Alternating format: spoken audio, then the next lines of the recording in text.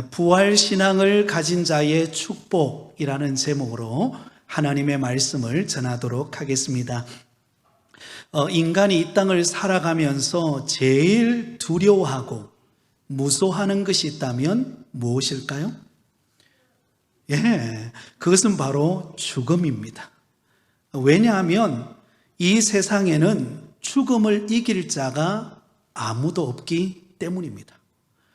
제 아무리 이 세상에서 권세를 누리고 부귀 영화를 가지고 있다 할지라도 죽음을 피할 자는 없습니다. 옛날 중국의 진시 황제, 여러분 이름은 많이 들어보셨죠? 이렇게 생겼습니다. 아주 통통하게 생겼죠. 저를 비추시네. 옛날 중국의 진시 황제의 경우에는 천하를 다 쥐었다고 생각했던 사람 아닙니까? 그러나 그에게는 두려움이 있었습니다. 죽음에 대한 두려움이었습니다. 그래서 늙어가는 것이 너무 싫어서 불로초를 구하기 위해 삼신산에 사람을 보냈다라는 이야기가 전해지고 있습니다. 그럼에도 불구하고 그 역시 죽음을 피하지 못했습니다. 여러분 혹시 이집트에 가본 적이 있습니까? 이집트에 가면 엄청난 돌무덤인 피라미드가 있습니다. 저게 화면에 보이죠? 엄청난 높이의 무덤입니다. 특히 BC 2800년에서 2300년경에 쿠포 왕조의 피라미드의 경우에는 무려 30년간 걸렸어요. 1만 명의 인원이 동원이 되었고요. 2.5톤이나 되는 큰 돌을 230만 개를 쌓아 올려서 피라미드를 만들었습니다. 그래서 7대 불가사의 중에 하나라고 그렇게 경탄을 합니다.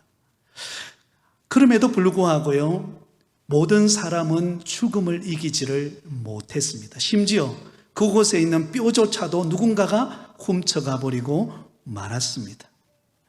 하지만 놀랍게도 우리가 믿는 기독교는 다릅니다. 죽음을 이기시고 승리하신 예수님의 분명한 부활신앙을 우리는 믿고 있습니다.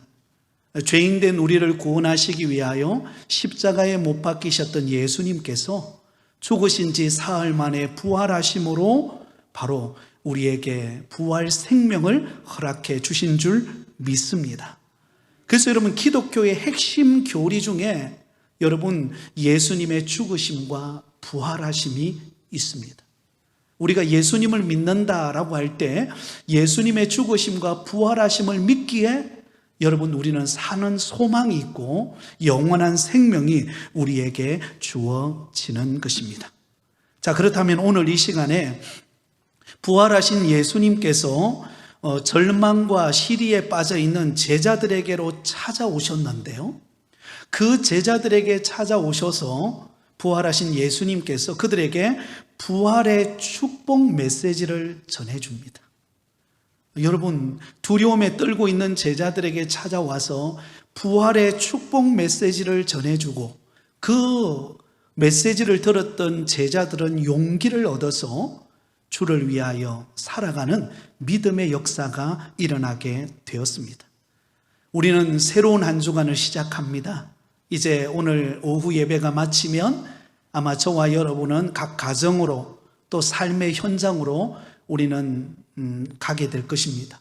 그곳에서 오늘 예수님께서 제자들에게 전하셨던 이 부활의 축복 메시지가 기억되어서 하루하루 기쁨으로 살아가는 저와 여러분이 되시기를 예수님의 이름으로 축원드립니다. 자, 부활하신 예수님께서 제자들에게 전하신 축복의 메시지가 무엇일까요? 그 첫 번째는 한번 따라하겠습니다. 너희에게 평강이 있을지어다. 우리 옆 사람에게 한번 축복해 주시겠습니까? 성도님에게 평강이 있을 줄 믿습니다. 네.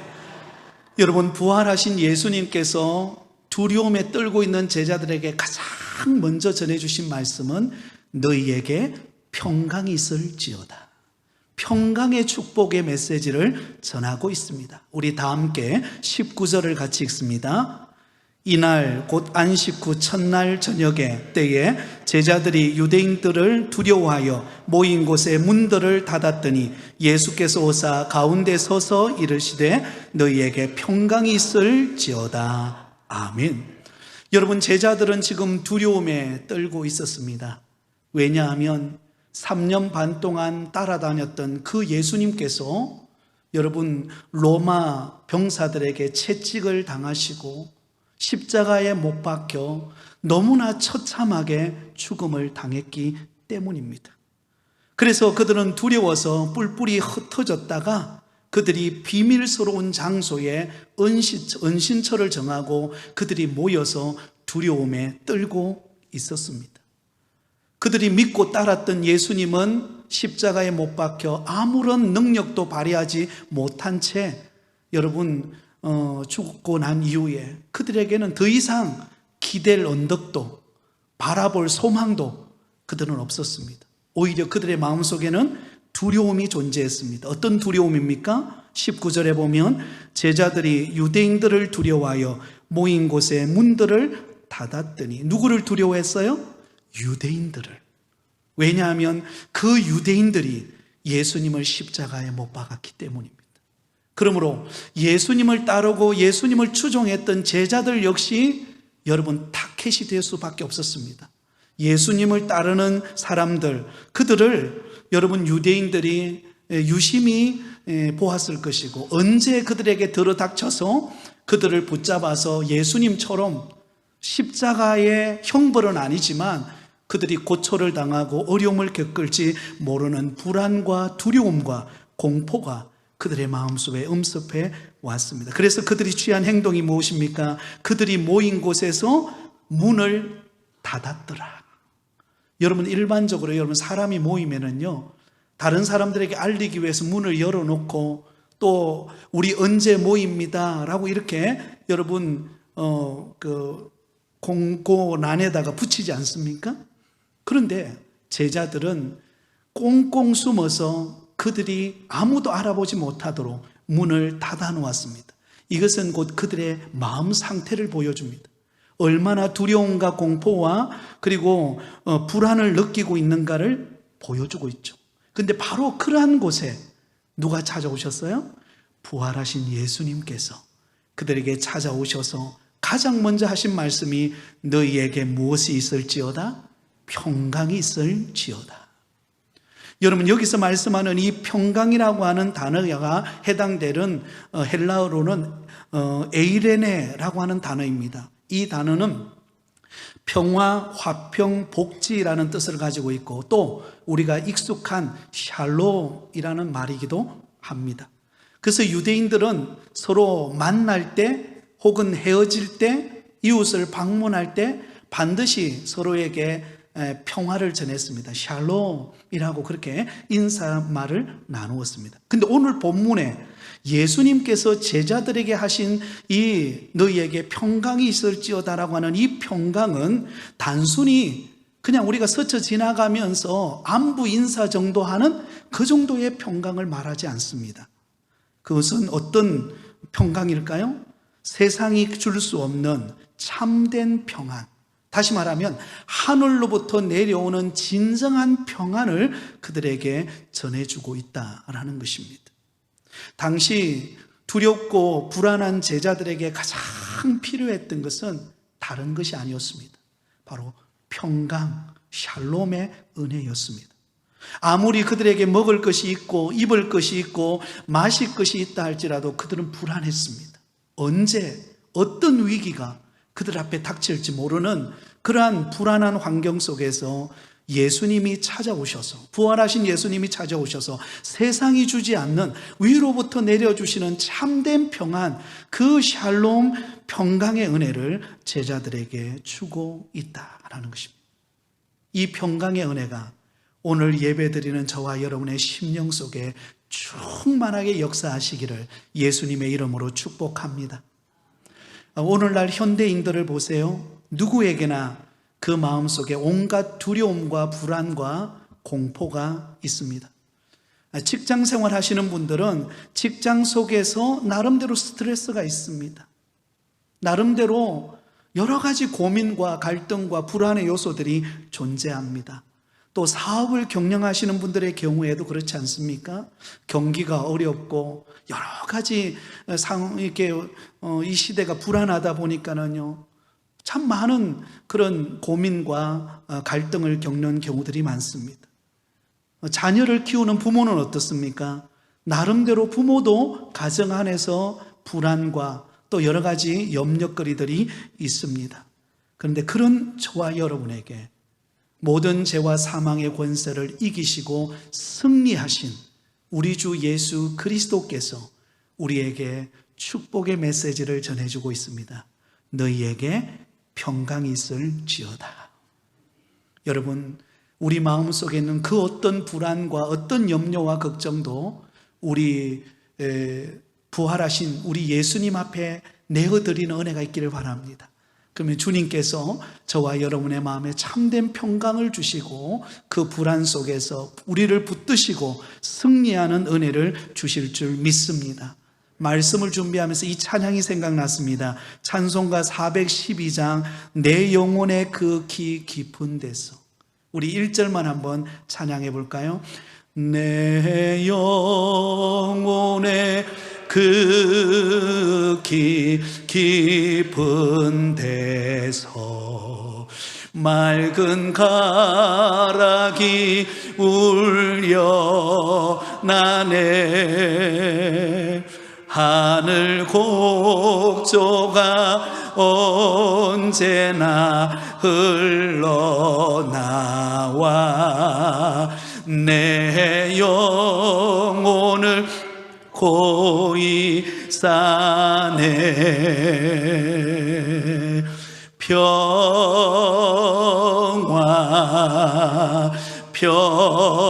평화로다. 하늘 위에서 내려오네. 그 사랑의 물결이 영원토록 내 영혼을 덮으소서. 아멘. 여러분, 평화는 어디로부터 옵니까? 환경으로부터 오는 것 아닙니다. 하나님께로부터 옵니다. 왜 불안할까요? 환경을 보기 때문입니다. 내 연약함을 보기 때문입니다. 상황을 보기 때문입니다. 그러나 오늘도 역사를 주관하고 계시는 그 전능하신 하나님, 죄와 사망의 권세를 이기시고 부활하신 우리 예수님을 바라볼 때 우리는 어떤 상황 속에서도 느끈히 주님과 동행함으로 승리하는 은혜가 있을 줄 믿습니다. 그러므로 주님 주시는 평강이 이 한 주간 저와 여러분의 삶을 주장하는 은혜가 있기를 예수님의 이름으로 축복합니다. 두 번째, 부활하신 예수님께서 하신 두 번째 말씀은 한번 따라하겠습니다. 나도 너희를 보내노라.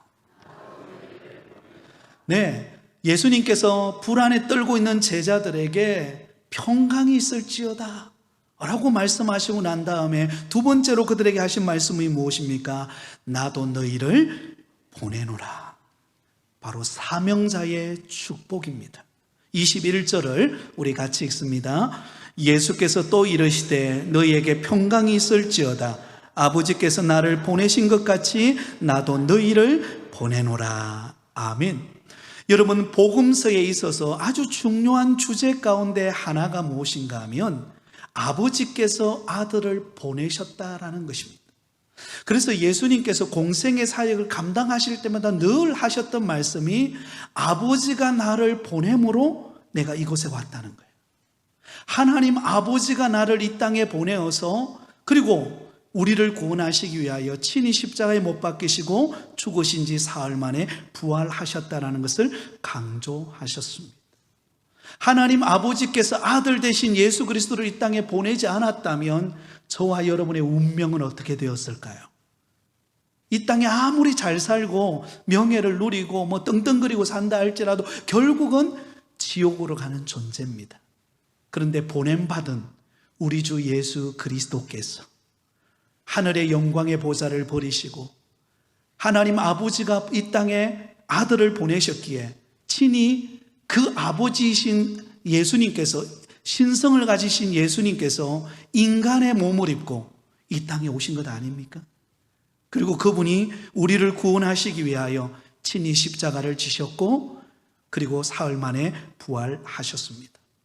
그러므로 죄와 사망의 권세를 깨뜨리시고 그 사명을 완성하신 우리 주 예수 그리스도께서 제자들에게 말씀하시는 것입니다.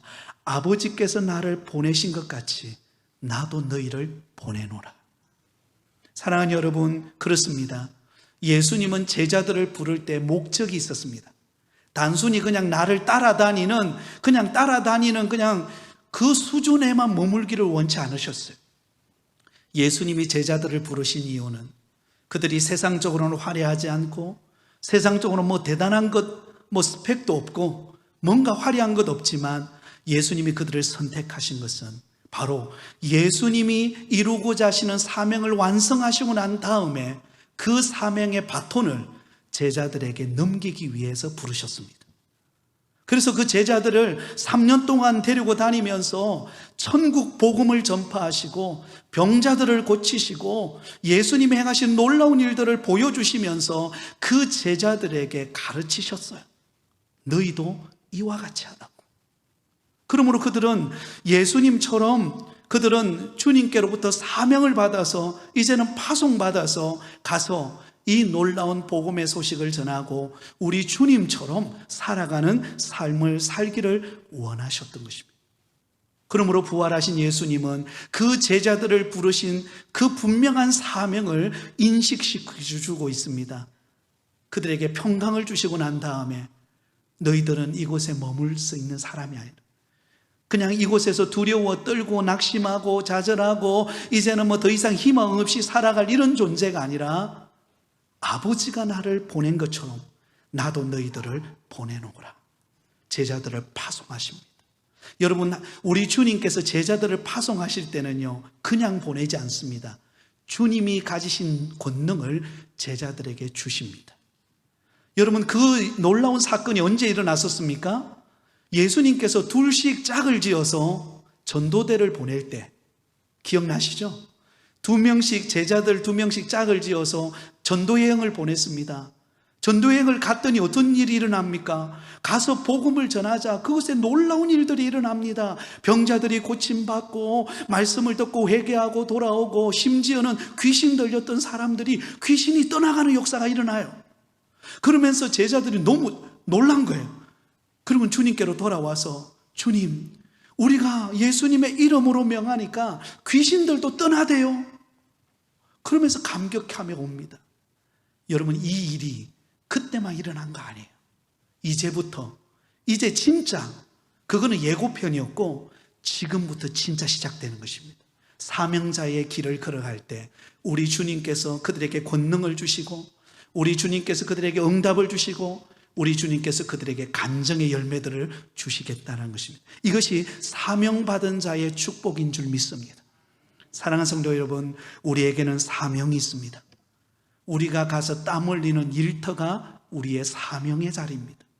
우리 가정이 사명의 자리고 우리에게 주신 직분과 또 섬김의 자리가 하나님이 우리에게 맡겨주신 직분의 자리요 사명의 자리인 줄 믿습니다. 우리가 그 자리에서 묵묵히 주를 위하여 충성하며 헌신하면 하나님께서 위로부터 권능을 주실 것입니다. 그리고 우리에게 간증을 허락하실 것입니다. 하나님을 믿고 섬겼더니 이런 은혜와 복을 주셨다. 이런 역사들을 나타내 주셨다. 여러분, 이 간증의 열매들이 나타나는 일들이 있을 줄 믿습니다. 에스더서를 우리가 읽어보면 자신이 사명자로 부름 받았음을 알고 죽으면 죽으리라는 각오를 가지고 위기 가운데 있는 자기 민족을 구원한 사람의 이야기가 나옵니다. 그것이 바로 에스더 이야기 아닙니까? 당시 에스더라고 하는 여인은 페르시아 제국의 아하수에로 왕의 왕후였습니다. 높은 위치에 있었죠. 그러나 얼마 지나지 않아서 큰 시련이 닥쳐옵니다. 왕의 측근이었던 하만이라는 사람이 국무총리가 됩니다. 그가 국무총리가 되자마자 그동안 감춰왔던 발톱을 꺼냅니다. 어떤 발톱입니까? 이스라엘 민족을 멸살시키려고 하는, 말살시키려고 하는 그런 계획을 가지고 있었습니다. 이 사실을 알게 된 모르드게가, 여러분 그 당시에 왕궁에 있는 그 왕후인 에스더에게 그 사실을 알립니다. 그 사실을 에스더에게 알리면서 에스더의 사명을 일깨워 줍니다. 그때 했던 말이 에스더서 4장 14절입니다. 우리 같이 읽습니다. 시작. 이때에 내가 만일 잠잠하여 말이 없으면 유다인은 다른 데로 말미암아 노임과 구원을 얻으려니와 너와 내 아버지 집을 멸망하리라. 내가 왕후의 자리를 얻은 것이 이때를 위함이 아닌지 누가 알겠느냐 하니. 할렐루야. 여러분, 에스더가 왕후가 된 이유가 무엇입니까? 이때를 위함이라. 위기 속에 있는 자기 민족 이스라엘 백성들을 구원하시기 위하여 하나님은 에스더라고 하는 여인을 왕후로 준비해 놓으셨어요. 그래서 때가 되어서 위기 속에 있는 자기 민족을 구원하는 그 사명의 자리에 에스더를 파송하는 것입니다. 그때 에스더가 어떤 각오를 합니까? 죽으면 죽으리라. 그 각오를 하고 금식하고 왕에게 나갑니다. 그랬더니요, 왕이 감동을 받아요. 그리고 그 말대로 이루어져서 결국은 위기 속에 있는 자기 민족을 구원하는 역사가 있는 줄 믿습니다. 사랑하는 성도 여러분, 저와 여러분에게 직분이 주어지고 섬김의 자리가 주어지고 가정이 있고 일터가 있는 것은 이때를 위함인 줄 믿습니다. 그러므로 여러분, 그 사명의 자리에서 주님 주시는 은혜와 능력으로 간증의 열매들이 쏟아지는 은혜가 있기를 예수님의 이름으로 축원드립니다. 세 번째, 마지막은요, 부활하신 예수님께서 하신 말씀을 한번 따라합니다. 성령을 받으라. 성령을 받으라. 우리 22절 말씀을 같이 읽습니다. 이 말씀을 하시고 그들을 향하사 숨을 내쉬며 이르시되 성령을 받으라. 할렐루야. 부활하신 우리 예수님께서 제자들에게, 두려움에 떨고 있는 제자들의 마음에 평강을 허락하시고 그들에게 사명을 일으켜 주시고, 그러고 난 다음에 그들만 보내는 것이 아니라 무엇을 받으라? 성령을 받으라. 성령님이 동행하시고 성령이 주시는 은혜를 입고 성령이 주시는 권능을 받아서 하나님의 사명을 감당하도록 하셨다는 것입니다. 자, 여러분, 여기에 성령을 받으라라고 하는 이 말의 헬라 원어는 라베테라고 하는 단어인데, 이것은 영접하다라는 뜻을 가지고 있습니다. 이것은 어떤 단순히 능력을 받기 위해 어떤 도구적인 수단으로 성령님을 끌어오라는 이야기가 아니에요. 여기서 말하는 영접하다라는 이 성령을 받으라는 이 말의 의미는 어떤 의미인가 하면 인격적으로 성령님을 모시라는 것입니다. 내 삶의 주체가 되고 내 삶에 가는 길을 이끄시는 분이 성령님이시고, 성령의 은혜와 권능을 받지 않고는 내 힘으로는 불가능하다는 것을 인정하고 성령님을 모셔드리는 사람, 그것이 바로 성령을 받으라는 것입니다. 여러분, 성령님은 도구가 아닙니다. 성령님은 인격적인 하나님이십니다. 그러므로 날마다 그분을 내 삶의 중심에 모시고 성령의 인도하심을 따라 우리가 순종하고 성령의 권능을 구할 때 성령님은 우리에게 인격적으로 다가오셔서 우리와 함께 일하시고 우리에게 권능을 풀어 넣으시고 우리를 통하여 하나님의 역사를 나타내는 기적의 문을 열어주실 줄 믿습니다. 여러분, 베드로가 성령 충만 받고 난 다음에요, 그가 서서 외쳤을 때 3,000명이 회개하고 돌아옵니다. 스데반 집사님이 돌에 맞아 죽는 그 순간에도 성령으로 충만할 수 있었기에 그 죽음을 느끈히 이겨낼 수 있었습니다. 사도 바울은 성령 충만함을 받았기에 가는 곳곳마다 교회가 세워지고 하나님의 역사를 일으키는 일들이 일어났습니다. 그러면서 사도 바울이 고백했던 말이 무엇인가? 내가 약할 그때가 곧 강함이라. 왜냐하면요, 내가 일하는 게 아니잖아요. 누가 일하십니까? 성령께서 일하시는 거예요. 성령님이 나를 이끌어가고 성령님이 나의 삶 속에 능력을 주시고 성령이 나를 통하여 역사하니까 나는 부족해도 괜찮은 거예요. 나는 연약해도 괜찮은 거예요. 오히려 내가 약한 그것이 하나님의 능력의 도구가 되었다라는 것입니다. 여러분, 우리가 살아가다 보면요, 늘 느끼는 게 무엇입니까? 내 힘으로 안 된다는 거 아닙니까? 저도 그렇더라고요. 이게 목회도 여러분, 처음에 전도사님 되었을 때는요, 모든 걸 다 할 수 있을 것 같았어요. 근데요, 시간이 흐를수록 사람의 힘으로 되는 게 아닌 것 같아요. 이것은 목회뿐만 아니라 우리의 사업도, 우리의 가정도, 우리 자녀들도 마찬가지인 줄 믿습니다. 성령이 역사하셔야 됩니다. 성령이 은혜 주셔야 돼요. 성령의 권능을 받아야 합니다.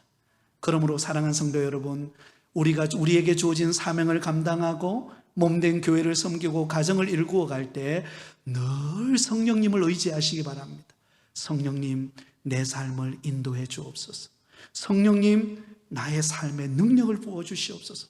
성령님, 우리 자녀의 앞길을 축복해 주옵소서. 성령의 권능으로 하루하루 승리하며 살아가는 저와 여러분 되기를 바랍니다. 말씀을 맺습니다.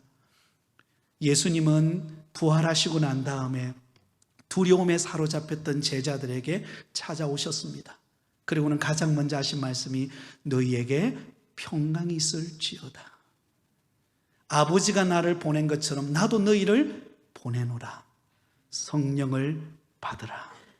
이 세 가지 축복의 메시지를 우리 마음속에 담아서 이 한 주간 부활의 주님과 함께 너끈히 승리의 길을 걸어가는 저와 여러분 다 되시기를 예수님의 이름으로 축복합니다.